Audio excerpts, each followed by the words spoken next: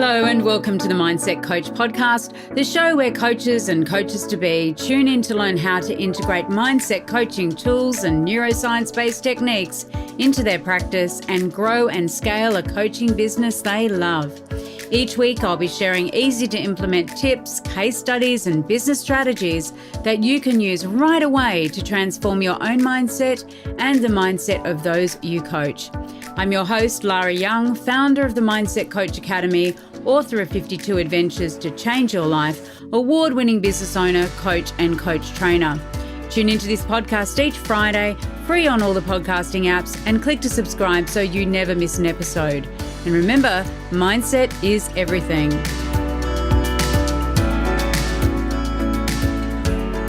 Today in the Mindset Coach podcast, we're going to delve into a topic that's both incredibly important and often overlooked, and that is unconscious biases. Now, unconscious biases are the hidden blocks that can subtly yet significantly impact our decision-making, our interactions, and ultimately our success. To truly understand unconscious biases, though, let's dive into and break down what they are. So unconscious biases are also referred to as implicit biases, and they're automatic. They're those mental shortcuts that we all use without even realizing it.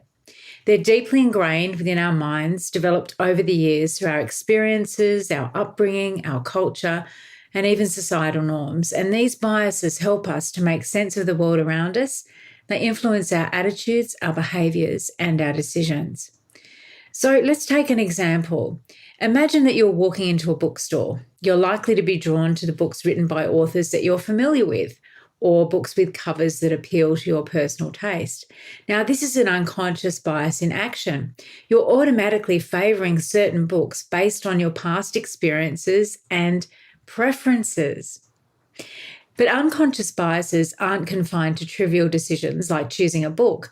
They can also play out in more significant areas of our lives, like our self-perception and how we perceive others.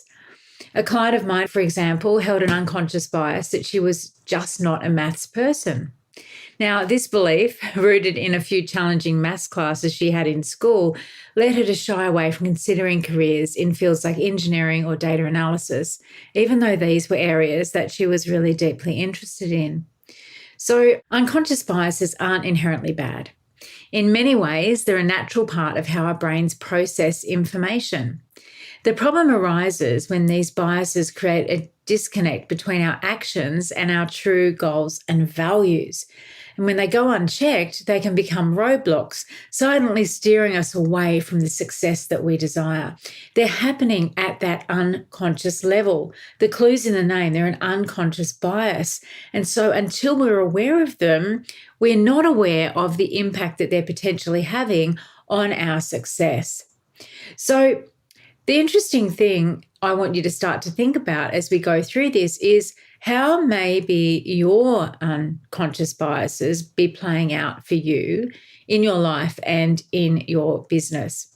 So I want to, and that's an important point, right? Because it's really important to understand that our unconscious biases don't just apply to our personal lives. They actually permeate every single sphere, including our professional lives. And, it's easy, of course, to see how things like I'm not a maths person may impact career choices.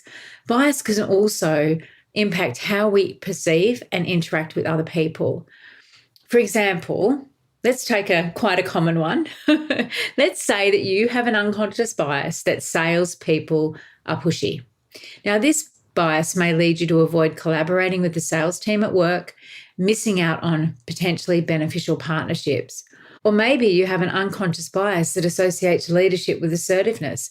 This may make you overlook quieter colleagues who could have great leadership potential. Unconscious biases can also influence our day-to-day interactions and how we interpret situations.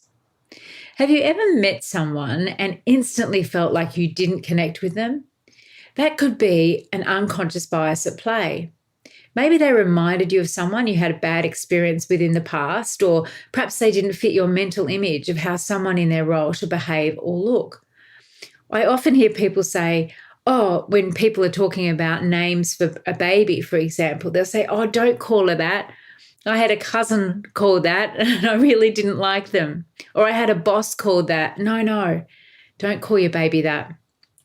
And again, that's an unconscious bias, that emotional reaction, that negative reaction or negative perception coming up in conjunction with a name. So unconscious biases can also impact how we perceive and respond to feedback. If we have a bias that we're not good at receiving criticism, we may defensively dismiss constructive feedback that could really help us grow. And on a broader level, unconscious biases can shape our life choices and paths. A bias such as I'm not cut out for entrepreneurship might prevent you from pursuing a dream of starting your own business. Or a bias like successful people must work 80 hours a week might drive you into overwork and burnout. So as you can see, these biases, these mental shortcuts that our minds take can subtly shape our experience and our paths in life. They can act as silent gatekeepers, blocking us from opportunities and success without us even recognizing it. So how can we shine a light on these biases? So here are some of the common ones, and I want you, as you go through this, as you listen to this, to just make a note of those that resonate with you. And because once we start to recognize the ones that we may actually have ourselves, then we can start to address them. So the first type of bias is a confirmation bias. Now, this is the tendency to favor and focus on information that confirms our existing beliefs while ignoring or downplaying information that contradicts them. For example, if you believe that you're not good at public speaking, you might focus on the few negative comments you received after a presentation and ignore the majority of positive feedback. And as coaches, we see this playing out quite a lot with our clients. They want to validate and confirm those beliefs that even though they might not serve them, they're always looking for evidence to make that a reality. And so confirmation bias is a very common one. And I'm sure you've got examples in your client base where people do focus on information that confirms those beliefs. So if someone believes I'm not going to get that job, or I'm not going to have a good first date, or I'm not going to be successful in this sports tryout, then of course that is exactly what tends to happen. Okay, they're matching their beliefs for confirmation that they are right. Now, the next bias, and this may come as a surprise to some of you, is imposter syndrome. So this is a type of bias where we doubt our abilities and feel like a fraud despite the evidence of our competence. So if you've ever felt like you don't deserve your success or you're just waiting to be found out, you've experienced imposter syndrome. And again, it is a bias. The next is the halo effect. This is a bias where we allow one positive trait, experience, or accomplishment to overshadow other characteristics. For instance, you may think that a person is generally competent because they're good at something that you value. We often see this playing out in the workplace where we have a halo effect for some colleagues, some of our team members, and we have the opposite of that called the horn effect, which is our fourth bias, which is where we let one negative trait or experience or mistake taint our perception of a person's overall ability. For example, if a coworker makes a mistake on a project, you might view them as less competent overall. And in fact, in both of those examples, what you're looking for with the halo effect is you're looking for continued validation of the evidence that colleague or that team member is excellent, they're competent. And with the horn effect, you're consistently looking for those mistakes, for evidence of those mistakes. And you can see how this is very powerful for those of you who work with leaders in organizations, how important it is to make them aware of this tendency, this unconscious bias to have the halo effect and the horn effect with different members of the team, different colleagues. Now, number 5 is the self-serving bias. Now, this is a bias where we attribute our successes to our abilities and efforts, but blame failures on external factors. So we're really happy to own our success and say, well, I put in all the hard work, but we blame our failures because something else happened that was out of our control.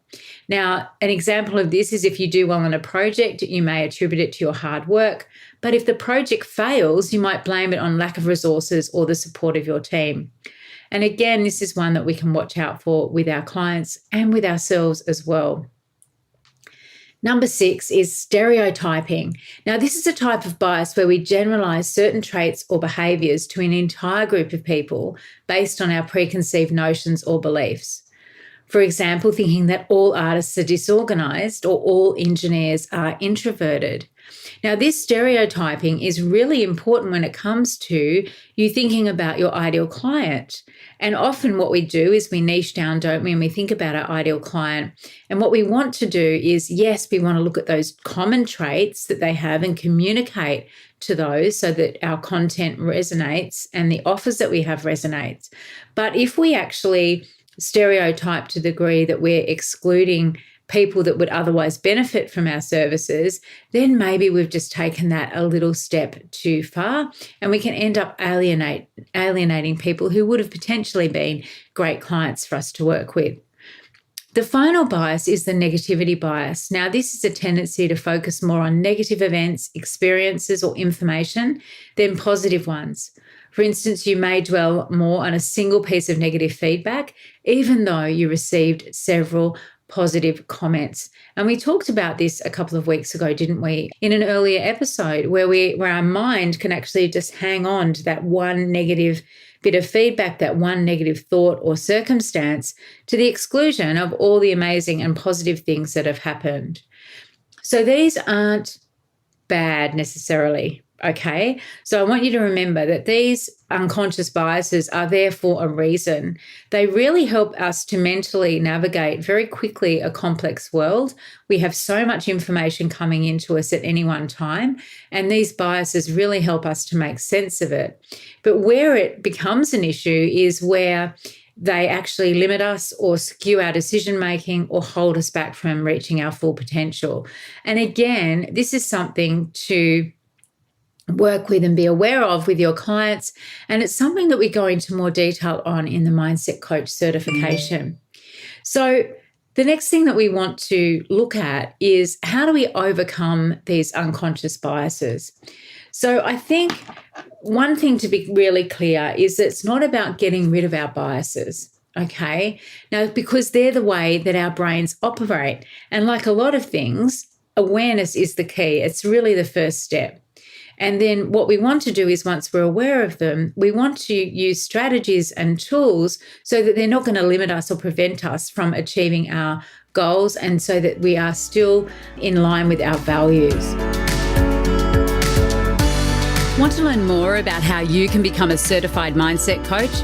Head on over to our website, www.mindsetcoachacademy.com/coach certification, and you'll find all the information that you need, along with a button to book a call with me to talk about how you can become the best coach you can be. So the first one is self-awareness. Now, the first step in overcoming unconscious biases is to recognize that we have them. So you can reflect on your attributes, behaviors, and decisions. Do you notice any patterns that may indicate a bias? Undertaking things like mindfulness and meditation can also help you, of course, to increase self-awareness as you become aware of these thoughts and these patterns. And of course, as mindset coaches, we use a detailed personal history process where we help ourselves and our clients to notice those patterns, those recurring patterns that perpetuate a problem or create themes running through our lives. And that really does inspire that self-awareness for our clients, and we can start to see those patterns. The second thing that you can do is to seek feedback. So other people can often see our biases a lot more clearly than we can. So don't be afraid to seek that feedback from trusted friends, mentors, or coaches, because they can really offer insights into the biases that you may not be aware of. Now, if you're working in the corporate world, you'll have things like performance reviews, performance discussions. You may bring this up as a topic for discussion there. If you are working with a coach, of course, you can explore that with your coach, and you can explore it with friends as well. So there's lots of different ways that we can seek feedback that we can add to the self-awareness that we have about the biases that we may have built up over time. The third thing is to challenge your biases. So we want to start to challenge them. Once we know what our bias is, we want to challenge it. And we want to actually start to ask ourselves, why do we hold this bias? And is it truly valid? Okay. For example, if you have a bias against networking, ask yourself why. Is it because of a few negative experiences, or is it based on stereotypes and assumptions? Now, I raise this one because networking is an example that I've personally experienced where I have been to a couple of networking events and I didn't have a particularly great experience. I had people coming up to talk to me, really just interested in trying to sell me something. So it didn't feel like it was engaging and a worthwhile experience. And I had one good experience, which was where I went to a lunch, which was great. People were chatting and, just socializing essentially without that real sales push. And again, there's a couple of my biases in there. So I think of networking and I have a negative bias. I think of salespeople and I also have a negative unconscious bias that they're pushy. So once we start to identify them, then we can start to change them and make a difference. So the next thing that you can do is to start to expose yourself to different perspectives. So one of the best ways to overcome unconscious biases is to expose yourself to different perspectives and experiences. So this could mean reading books from authors of different backgrounds, attending events in a field you're biased against, or simply having conversations with people who have different viewpoints. And this is where it becomes really, really interesting because we put that little chink in, don't we, that we can start to see actually there is a different way of viewing something. There is a different perspective. There is a different opportunity here for me to think about things in a different way. And I know that as a coach or therapist, you most likely recommend books to your clients or articles. Start to, collect more things, more books and articles, resources that are of use to your clients and read them yourself and just have a look at the different perspectives that you can perhaps either adopt or just even reflect on, because that does make a huge difference just to expose yourself to different ways of thinking. The next one is to practice empathy and open-mindedness. So this is where we try and put ourselves in other people's shoes and see things from their perspective. Being able to really cultivate that open mind and being willing to revise our beliefs based on new information is so important. And we want to role model this for our clients as well. We want to role model the ability to actually change our beliefs, change our unconscious biases by thinking about things from that different perspective, being empathic, and also being open-minded.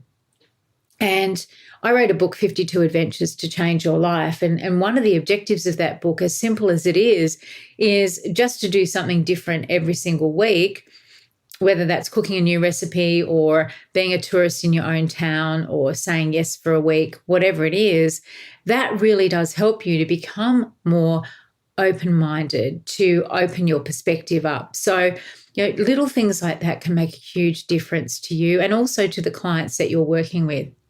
Now, of course, I wouldn't be the Mindset Coach podcast without suggesting that mindset coaching is a very powerful way as well to uncover and address your unconscious biases, because what we can do is we can help you to identify them and also then to develop strategies to address them as well.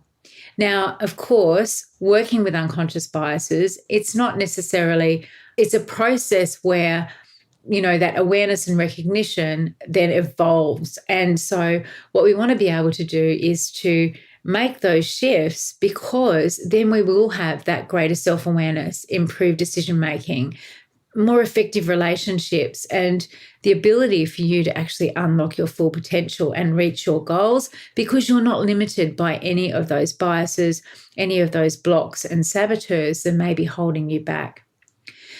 So how can mindset coaching really help with unconscious biases? Well, I think one of the things that we can do as mindset coaches is to really, as I said, help our clients to be much more aware of those biases at the outset, And of course, we use the Mindset Dimensions report, which is our proprietary mindset diagnostic tool that actually measures some of these unconscious biases as well. So we can use that, and we can also ask those probing questions that really uncover limiting beliefs and challenge them, and that also encourage self-reflection. So, for example, if a client's hesitant to take on a leadership role, a mindset coach might explore this reluctance with them. So they might ask questions like, what beliefs do you hold about leadership? How do these beliefs influence your behaviour? Where do these beliefs come from? Are they truly valid? So a mindset coach can also then help a client to develop strategies to address their biases.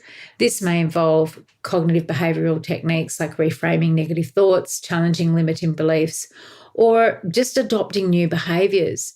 So let's take the example of a client who has a bias against networking. A mindset coach might guide them to reframe their perception of networking as schmoozing or inauthentic to viewing it as an opportunity to build relationships and learn from others. They might also suggest a behavioural experiment where the client practices networking at a low-stakes environment and reflects on their experience. So getting that practice in there.